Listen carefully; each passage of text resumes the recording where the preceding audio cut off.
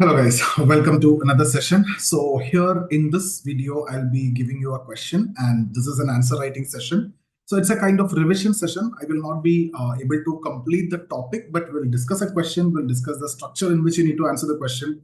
And I will give you a model answer where more important elements will be covered, but not complete, the theoretical aspect. Okay, so this is going to be 8 to 10 minute series. So this is the question is. So you can check out the question and then try to answer yourself, take a moment, and then I'll be discussing it. So see this. This is from paper 2.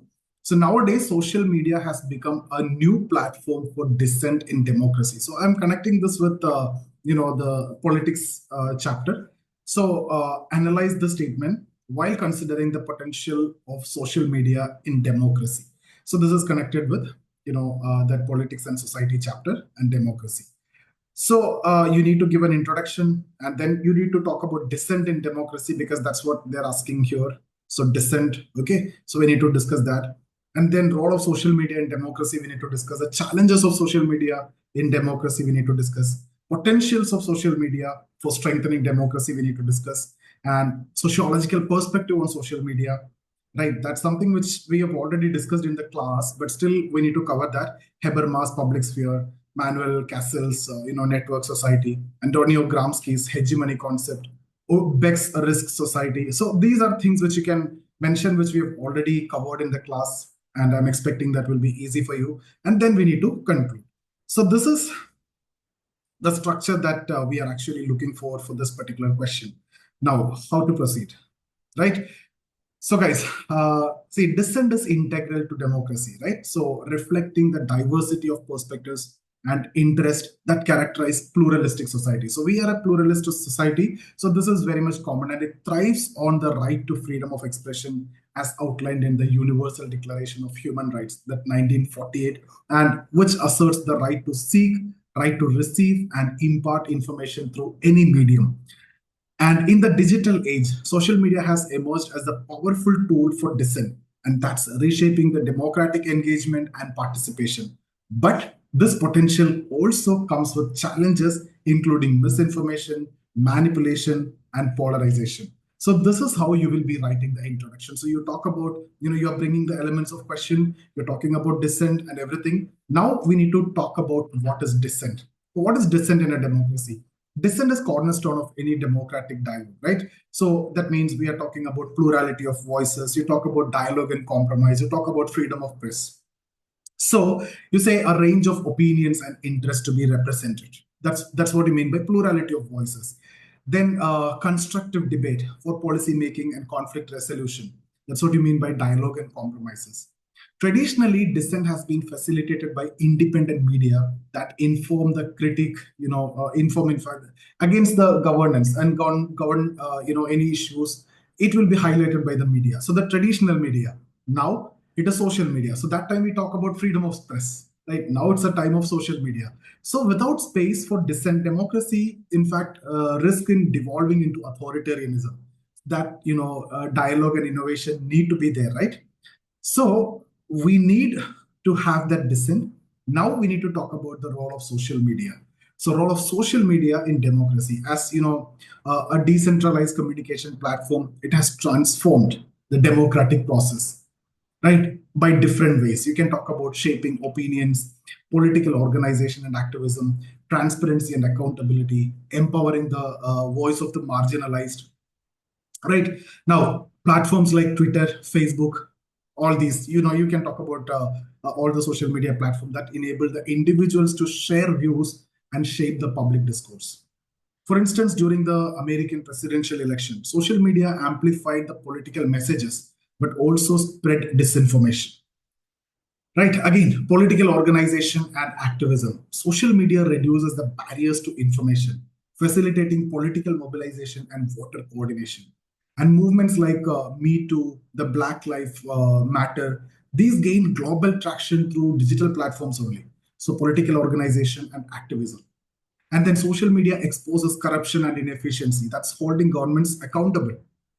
Right? Citizens use these platforms for grievance redressal, creating direct channels for communication with policymakers. So transparency and accountability. Social media democratizes access to information, and that's enabling the underrepresented groups to share their narratives and advocate for change. So that means empowering the marginalized voices. So these are, the role of social media you can talk about now. What are the challenges of social media? See, the spread of misinformation, right? Polarization and echo chambers, overload of information, censorship and control, and used by the dominant class to, continue their dominance, to spread their, informations like that. So, if we see unverified claims and fake news that can influence the public opinion and election outcomes. So that's what I mean by misinformation. Alcott and Gensco 2017 highlighted how fake news impacted the political campaigns globally. Now, algorithms often reinforce existing biases that will create ideological echo chambers. And this limits, in fact, exposure to diverse viewpoints. So one viewpoint, a dominant viewpoint, may be, promoted, and that is undermining the democratic values also. So polarization. Okay, again, there could be rapid dissemination of information, and that can overwhelm users, and that is making it difficult to discern the credible sources because of this overload of information. Fact checking efforts that often lag behind viral misinformations. So these are the challenges, and again you can talk about censorship and control aspect. In some democracies, internet freedom is under threat, with government imposing restrictions on social media platforms to suppress dissent. Okay, so that again, these are the challenges. Now, what are the potentials? Like fostering political awareness, facilitating collective action, enhancing political representation and participation, promoting transparency, accountability.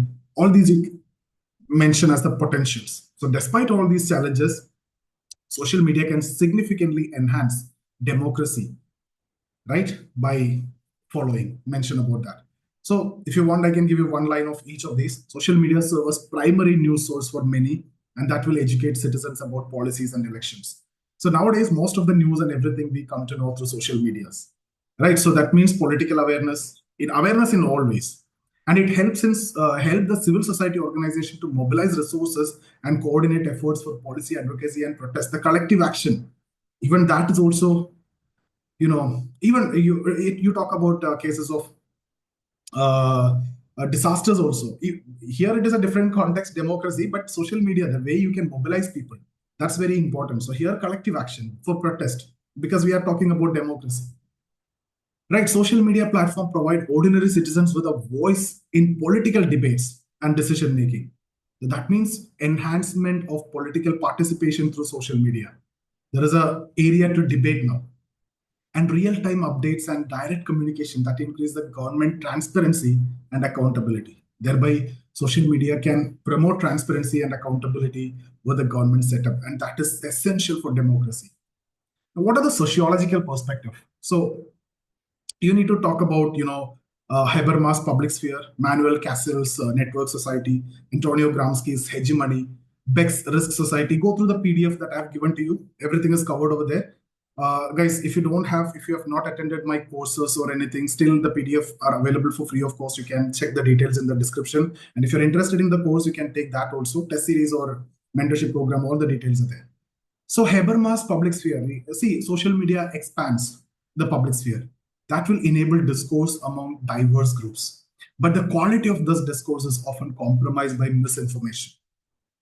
Right? So that you can expand and you can write regarding the social media aspect. Then Castells emphasizes, how digital network redefine the power dynamics. And that is allowing the grassroots mobilization and challenging traditional hierarchies. Talk about that. And then if you talk about Antonio Gramsci's hegemony, we discuss this concept in multiple areas. Beck's risk society, again, multiple areas we discussed. So social media can challenge cultural hegemony by amplifying counter narratives and dissenting voices. And Beck's notion of reflexive modernization that applies to social media, where risk like fake news and surveillance coexist with democratic opportunities. So with this, you have covered so much of things, and that's enough for you to write an answer. Now, how can you conclude? See, social media revolutionized the way dissent is expressed in democracy, because that's the question. We need to stick to that. Coming back to the question, dissent in democracy, right? So revolutionize the way the dissent is expressed in democracy, providing a platform for marginalized voices, enhancing transparency and accountability, fostering more political engagement. But the dual challenges, what are they? Misinformation and polarization highlight the need for responsible use and regulation. That's enough. We can also add one line if required, like balancing freedom of expression with mechanism to curb this fake news is essential to harness the democratic potential of social media. So by doing this, social media can strengthen democracy and uphold its core value of dialogue, inclusivity, and accountability. Same you can modify and write when it comes to normal media also. Okay, so that's about this session, guys. If you like the video, share it with your friends also who are preparing with sociology optional. And in case if you're looking for any course or mentorship or test series, check the details in the description. So see you in the next video. Thank you so much.